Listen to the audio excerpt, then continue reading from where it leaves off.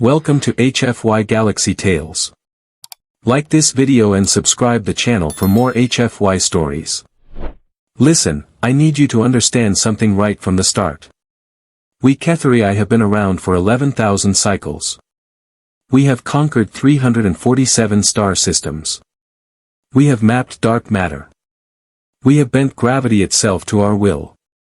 And yet, somehow, we managed to get completely and utterly humiliated by a species that only figured out space travel 200 years ago. I am Commander Vellis of the 3rd Expeditionary Fleet, and this is the story of how one human woman made every single one of our military strategists look like complete idiots. Her name was Maya Torres. Let me back up. The Vault of Carnem had been sitting on the edge of Kepler 442b for approximately 14,000 cycles. That is about 7,000 Earth years, give or take a Tuesday. No one knew who built it. No one knew what was inside. And absolutely no one, not in the entire history of the Galactic Council, had ever managed to get it open. Believe me, they tried. The Kraliks sent their best molecular engineers. The thing didn't even blink. The Zenthari brought their quantum lockpicks, which could supposedly open anything in the known universe. The vault laughed at them. Well, metaphorically. It didn't actually laugh. That would have been disturbing. My name is Kixara, though my human colleagues insist on calling me Quick because apparently 6 syllables is too much effort for their adorably limited attention spans. I am a documentation specialist for the Galactic Historical Preservation Society, which is a fancy way of saying I get paid to watch other species fail at things and take notes. It is, honestly, the best job in the universe. The Vault of Kes had been sitting on the moon of Turthos Prime for approximately 14,000 cycles. Nobody knew who built it. Nobody knew what was inside. Nobody could open it. Believe me when I say that everyone had tried. The Kelvorians, with their plasma cutters that could slice through a star destroyer like butter, could not even scratch its surface. The Margathians, who could crack encryption codes that would make your head spin off your neck and float away, got absolutely nowhere. Even the Cuculeth, those tentacled nightmare fuel entities who could phase through solid matter, just bounced off it like rubber balls at a children's party. So naturally, when High Command announced they were sending yet another expert to attempt entry, I laughed so hard I nearly choked on my nutrient paste. Another one? I said to Kryn, my security partner. We were stationed outside the vault, as we had been for the past 3 cycles.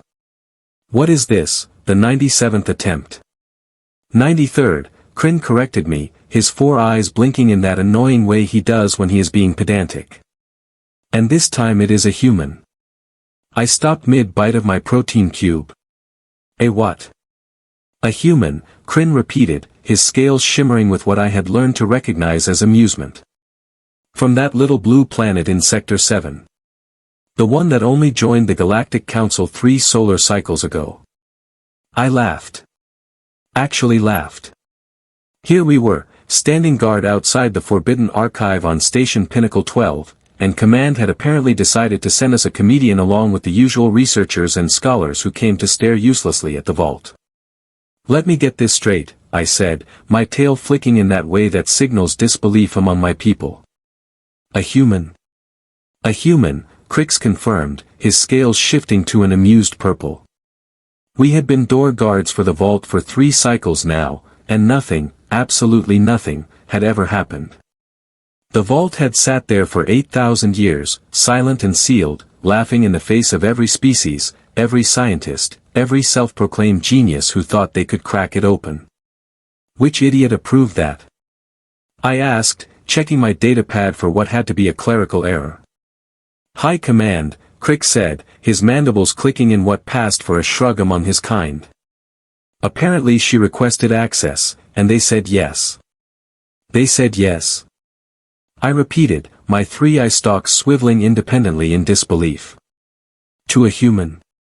To a human, he confirmed. Now, let me explain something about the vault. The vault had been sitting in the middle of the Galactic Archive for approximately 4,000 cycles. 4,000 cycles. No one, and I mean absolutely no one, had managed to get inside. Not the Krthal with their probability matrices that could predict the fall of civilizations. Not the synthetic collective with their quantum processors.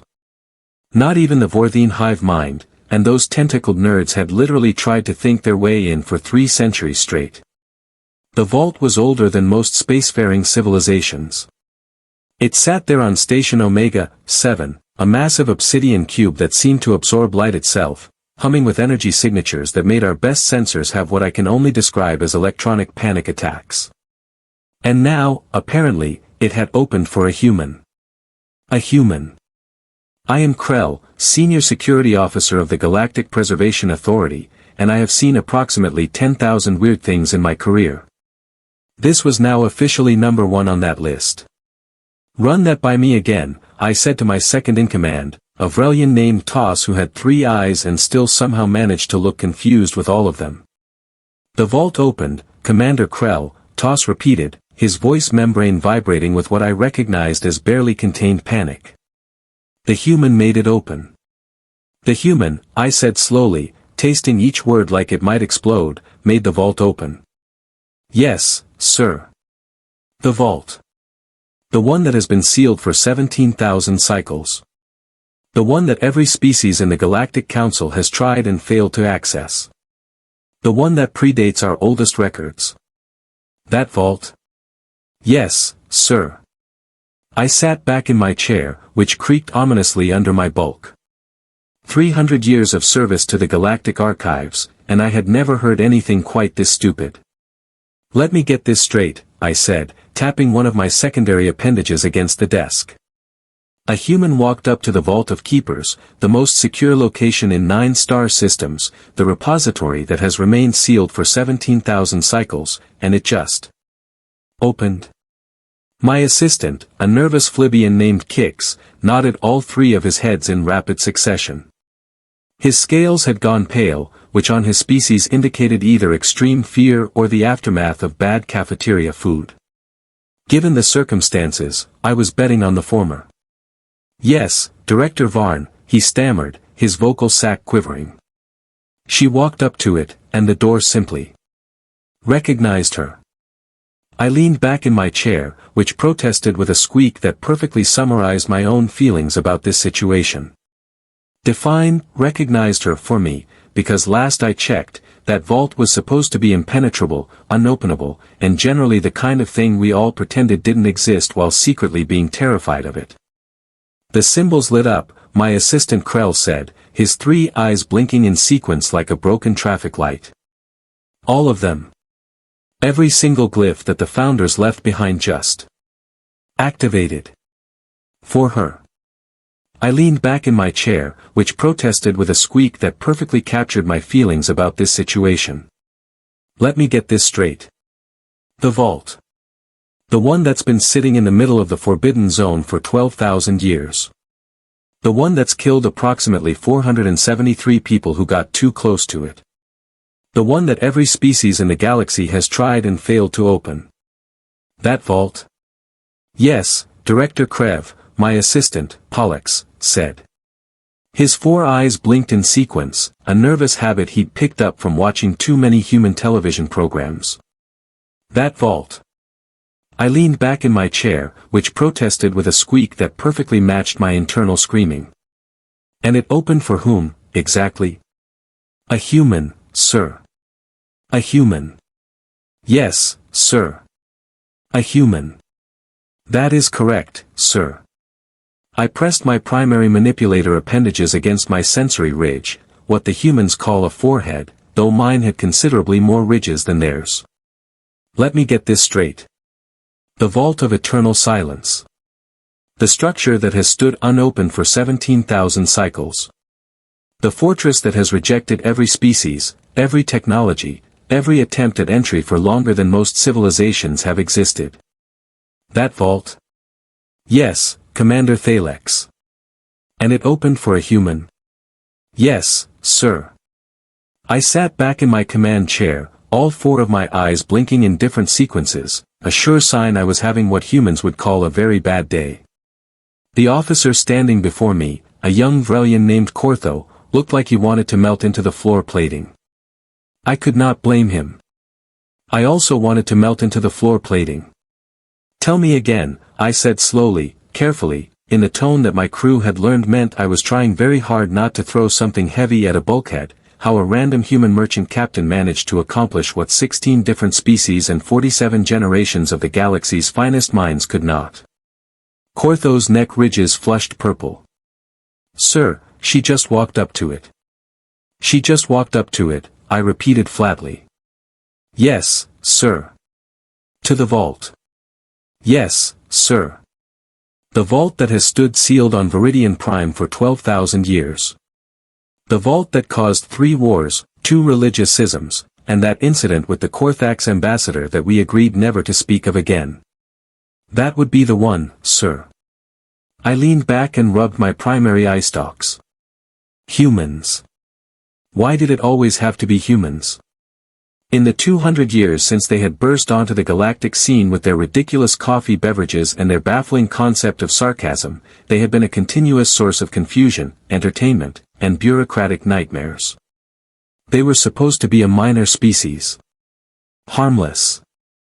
Friendly traders who made excellent pastries and told amusing stories. They were not supposed to casually stroll up to one of the great mysteries of the galaxy and have it open like an automated door at a shopping complex. Is she still down there? I asked. Yes, sir.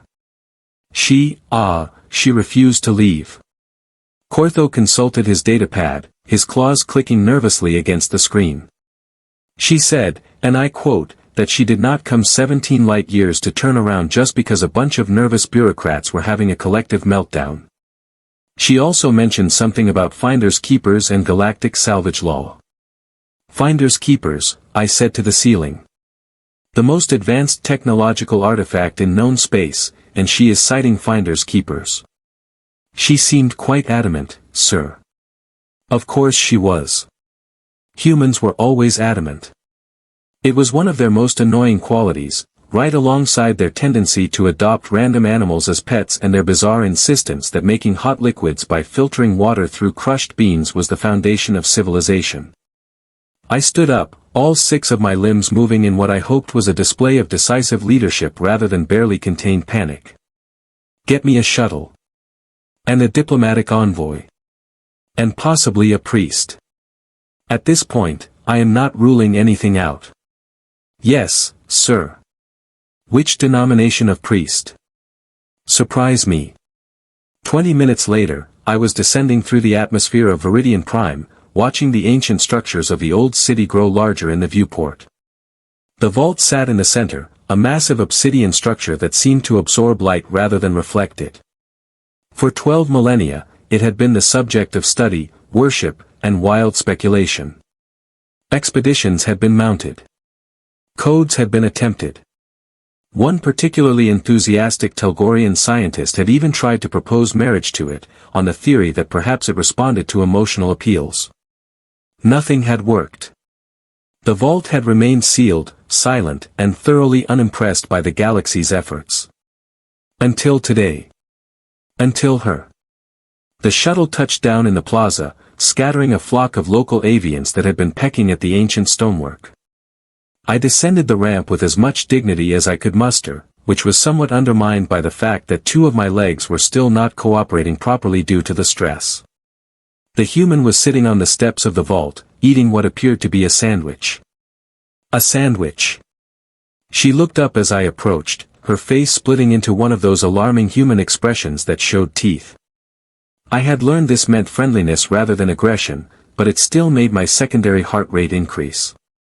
You must be the boss, she said cheerfully, taking another bite of her sandwich.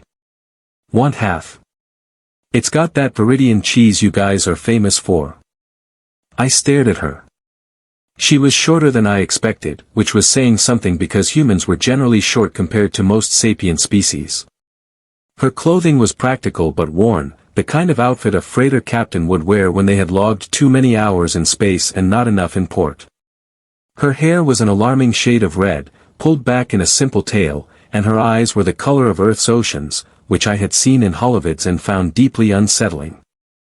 I am Commander Vellis of the Galactic Council Security Force, I said, managing to keep my voice level. You are Captain Raina Moss, she supplied helpfully. Independent freight hauler, certified in 6 types of cargo, 3 types of dangerous materials, and officially banned from the Nexus Station Casino for reasons that were totally unfair and also hilarious. Captain Moss, I continued, you are currently trespassing on a Class 7 historical site, tampering with a Class 1 archaeological artifact, and causing what my superiors have described as an incident of unprecedented diplomatic magnitude. She blinked. I opened a door. You opened the door. It's still just a door, though. I mean, yeah, it's a really fancy door, and it's been closed for a super long time, but fundamentally, it operates on door principles. There's an inside and an outside, and now there's a way to get from one to the other. She gestured with her sandwich. Basic door stuff. I felt something in my brain make a small popping sound. How did you open it? Oh, that. She shrugged, a peculiarly human gesture that could mean anything from indifference to a prelude to violence. I just asked nicely. You asked nicely. Well, yeah. I mean, I've been hauling freight for 8 years, right? You learn things. You learn that most problems in the universe are caused by people not communicating properly. So I walked up to this big, broody, ancient door, and I said, hey, I know you've been closed for a really long time, and that's totally valid, but I'd really appreciate it if you could open up for me. And then I waited, because consent is important, even with doors. I opened my mouth. Closed it. Opened it again. Nothing came out. And then it opened, she continued brightly. So I figured, cool, the door likes me. I went inside. It's pretty neat in there, by the way. You guys are gonna freak out. What is inside? I managed to ask. Her smile widened, and for the first time, I saw something in her eyes that was not just cheerful humanity. There was wonder there. Real, genuine wonder. Commander, she said softly, you are not going to believe me. Try me, Captain. At this point, I will believe almost anything. Raina Moss stood up, brushing crumbs from her pants. She looked at the vault, then back at me, and her expression shifted into something I could not quite read. Amusement? Anticipation? A mixture of both? Commander Vellis, she said, how do you feel about the possibility that the entire foundation of galactic history might need a rewrite? My tertiary stomach chose that moment to drop approximately 6 inches. Show me, I said. She grinned and turned toward the vault. The entrance, previously sealed by material no known technology could penetrate, now stood open like a polite invitation. We walked forward together, a human freight captain and a thoroughly overwhelmed Vrelian commander, toward the darkness beyond. Behind us, my security team scrambled to follow. Ahead of us, the unknown waited. And somewhere in the galaxy, I was certain, the universe was laughing at me. The inside of the vault was not what I expected. Honestly, I am not sure what I expected. Something ominous, perhaps. Ancient machinery humming with terrible power. Weapons of unimaginable destruction. The collected knowledge of a dead civilization carved into walls of impossible material. You know, standard ancient mysterious vault stuff. What I got instead was a library. A library.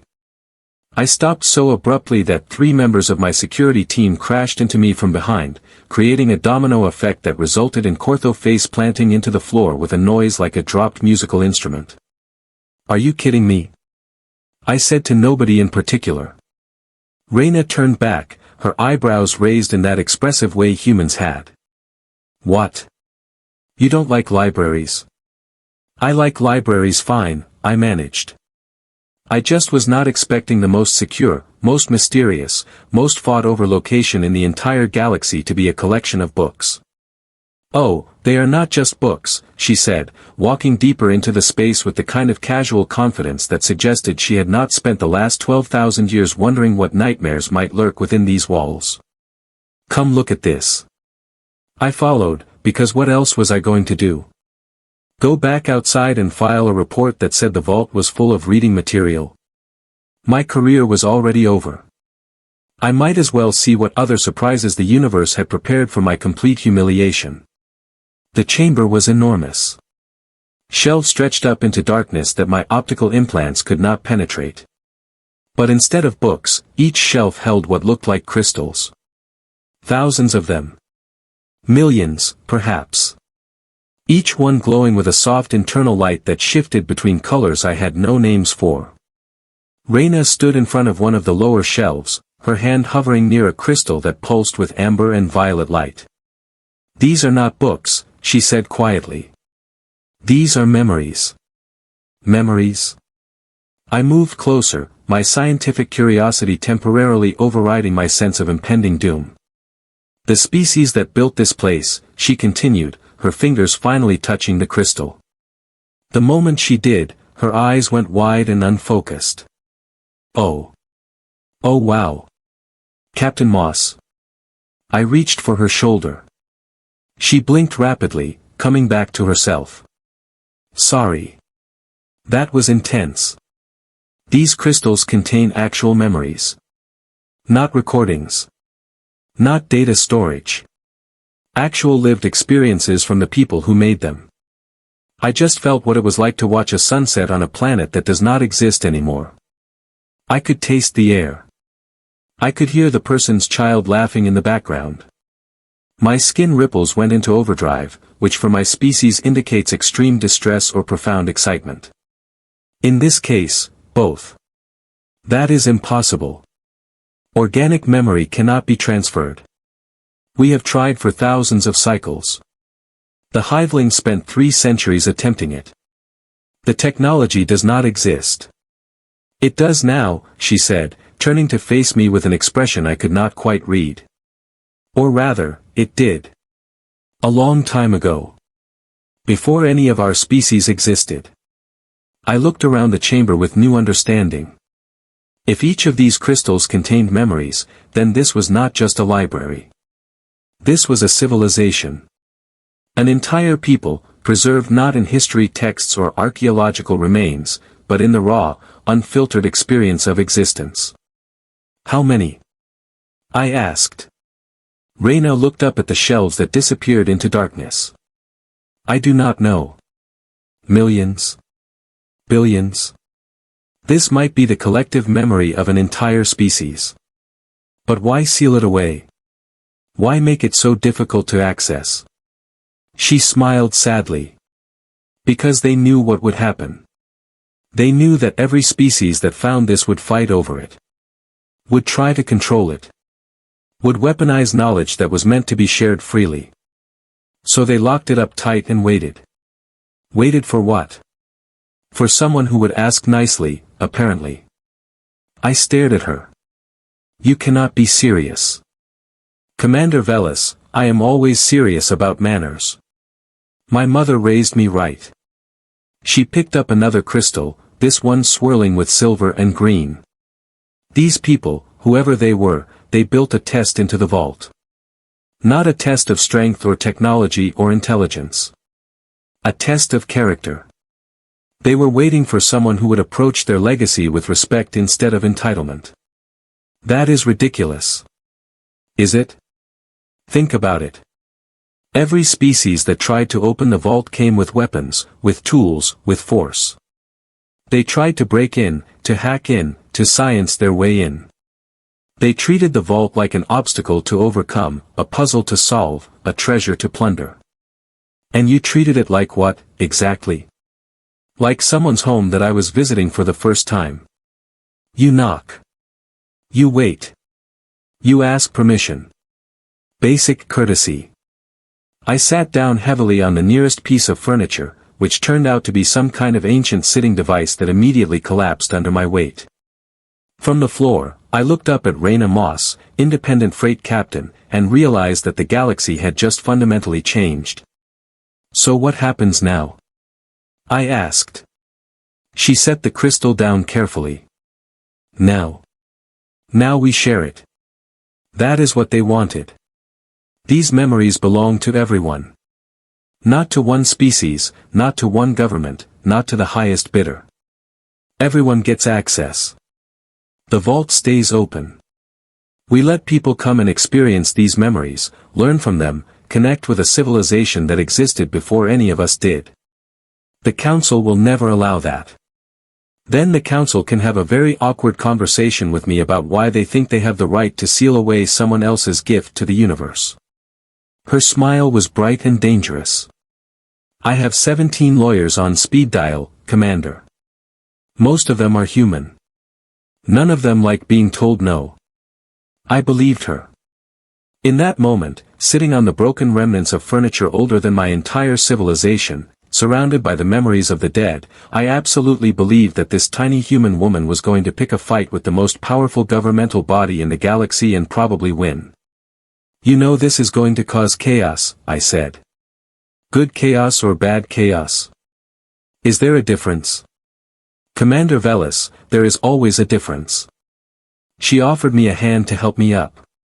I took it, because at this point, why not? My dignity was already scattered across the floor along with the furniture fragments. Change is scary. But staying the same forever is worse. These people understood that. That is why they left this here. Not as a trophy or a weapon or even as a gift. As a reminder. A reminder of what? That we are all just passing through. That what matters is not how powerful we become or how many worlds we control or how impressive our technology is. What matters is that we existed. That we lived and loved and laughed and struggled and survived. That our experiences meant something. That we mattered. I looked around the chamber again, seeing it with new eyes. This was not a vault. This was a memorial. A testament. A message sent across thousands of years that said, simply, we were here. The council is going to hate this, I said finally. Probably. There will be investigations, hearings, political battles. Your life is going to become extremely complicated. Would not be the first time. You are going to need protection. Support. Resources. She looked at me with those unsettling ocean eyes. Are you volunteering, Commander? Was I? 3 hours ago, I had been a mid-level security officer counting down the years until a comfortable retirement. Now I was standing inside the greatest archaeological find in history, contemplating treason against the Galactic Council, because a human freight captain had asked a door nicely. I suppose I am, I heard myself say. Reyna's grin was incandescent. Outstanding. I knew I liked you. You have got that whole tortured government employee vibe going on, but underneath, you are a rebel. I can always spot a rebel. I am not a rebel. I am a loyal servant of the council who is making a reasoned decision based on ethical considerations. Sure. Keep telling yourself that. It helps with the transition. Behind us, my security team had finally gathered enough courage to enter the chamber. I could hear their breathing apparatus cycling faster as they took in the scope of what lay before us. Cortho approached cautiously, his 4 eyes wide with wonder. Sir, he said quietly, are those what I think they are? If you think they are the preserved memories of a vanished civilization that predates all known history, then yes. Holy. Metabolic. Functions. That is one way to put it. Reyna had wandered deeper into the chamber, her fingers trailing along the shelves. Each crystal she passed seemed to glow a little brighter, as if responding to her presence. Or maybe I was just imagining things. At this point, I would not have been surprised if the crystals started singing. Commander, she called back, you need to see this. I walked over to where she stood, in front of a section of wall that appeared different from the others. Instead of shelves, there was a smooth surface covered in symbols that shifted and changed as I watched. What am I looking at? I think it is a message. For whoever opened the vault. She touched the surface gently, and the symbols resolved into something readable. Not in any language I knew, but somehow I understood it anyway. The meaning just appeared in my mind, clear and unmistakable. Asterisk to whoever finds this, greetings. We were called the Netherii. We lived, we loved, we built, we learned, and eventually, we faded. That is the way of all things. We do not grieve our ending. What saddens us is the thought that we might be forgotten. So we left this. Our memories. Our essence. Everything we were. Not as a treasure to be hoarded, but as a gift to be shared. If you are reading this, you have proven yourself worthy. Not through strength or cunning, but through simple respect. Take what we offer. Learn from it. Grow from it. And when your time comes, as it surely will, remember us. That is all we ask. To be remembered, asterisk. I felt something wet on my face and realized with embarrassment that I was crying. Crying over a message from people who had been dead for longer than my species had existed. Reyna's hand found my shoulder. It is okay, she said softly. I cried too when I first read it. This changes everything, I managed to say. Yeah. It really does. We stood there for a long moment, two people from different worlds, reading a message from the distant past that somehow felt incredibly present. Behind us, my security team was spreading out through the chamber, their initial fear giving way to curiosity and wonder. So, Reyna said eventually, should we call the council and give them the good news? You mean the news that everything they thought they knew about galactic history is wrong, and that access to the greatest repository of knowledge in existence is now being controlled by a human freight captain with a history of casino violations? That is the one. I took a deep breath through all three of my respiratory passages. Yes. Let us do that. Though I may need a drink first. I have whiskey in my ship. What is whiskey? Human alcohol. It tastes like fire and poor decisions. Perfect. I will take 3. She laughed, and the sound echoed through the ancient chamber, bouncing off crystals filled with the memories of the dead. For a moment, I could have sworn I heard other laughter joining hers, faint and distant, as if the Netherii themselves were amused by the chaos their gift was about to unleash. We walked back toward the entrance together, the human and the alien, partners in what was either the greatest moment in galactic history or the worst career move I had ever made. Possibly both. The door remained open behind us, no longer a barrier but an invitation. The vault of Netherii, sealed for 12,000 years, was finally ready to share its secrets. All because someone had asked nicely.